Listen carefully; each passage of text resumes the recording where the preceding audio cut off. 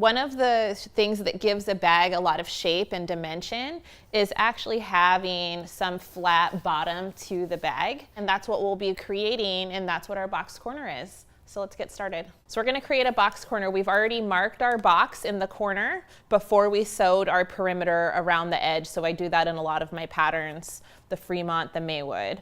So let me just recap what that is, in case you haven't already done it. We have a 2.5 inch by 2.5 inch box that we're drawing in the corner. And you can see how I covered up the corner of my fabric with a quilting ruler, 2.5 inches this way and 2.5 inches this way. And create that box. When you go in to sew the perimeter, you backstitch at every point, right? So we're gonna cut out our boxes on our lines, on our cut lines, okay? So I like to do it this way because then you know that these sides that you're gonna sew together line up exactly because you've cut them after they've been sewn together. Now here's the part that a lot of people can struggle with, is we really wanna make sure that our raw edges of our box corners line up, and then we want to nest our seam allowances. So sometimes you'll get something that kind of looks like this, or it's not totally aligned or curved. That is really because you haven't really pulled from the middle of the bag. So that's a really great tip, is pull from lower in the bag, really open the body of the bag. Then the raw edges that you cut on, they just align with themselves. And then you want to nest your seam allowances, meaning one seam allowance goes one direction and the other one goes the other direction. Now it doesn't really matter what direction these go, except for the side that has the gap in the lining.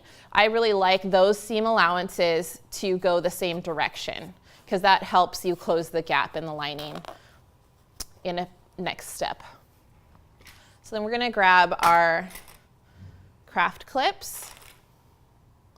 I like to throw 3 clips along here. Now, if you're new to sewing and you want an extra guide for when you're sewing your 1/2 inch seam allowances for your box corners, you can always take your ruler, cover up your work with a 1/2 inch and draw yourself a stitch on line. Now, I tell my students a lot in class to do that because it trains you to know how to eyeball a 1/2 inch, and it also gives you a chance to know you're going to be straight. This is going to be totally covered up. You're never going to see this line, so you might as well set yourself up for success when you're sewing.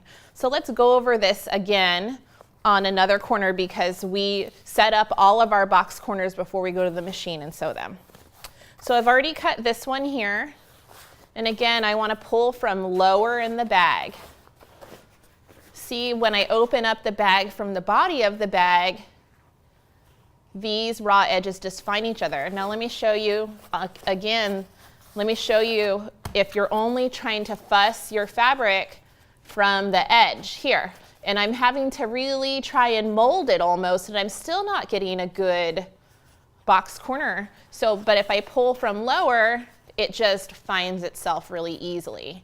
And then you want to nest your seam allowances. Nested seam allowances really help seams align when you turn your bag right side out. It'll look really nice and clean. Okay, and then I like to throw 3 clips on there.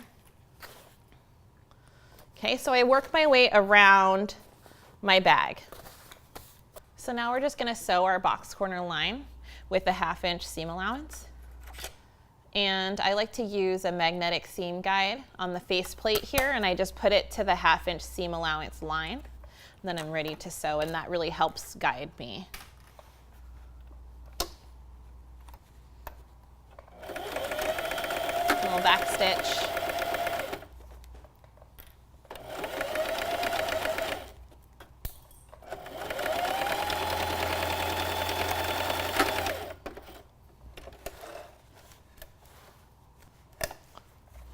So you work your way around, sew all of your box corners.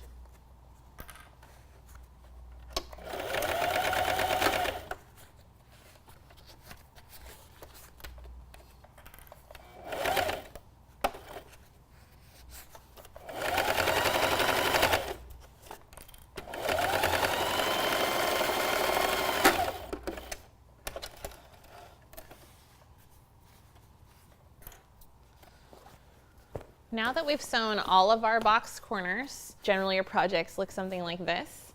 And then I'll just show you how those box corners, how our seam allowances align in our box corners. So you could really see how nesting our seam allowances really allows these seams here to align very nicely. So I really like that technique there. And there you have your boxed corners in your bag.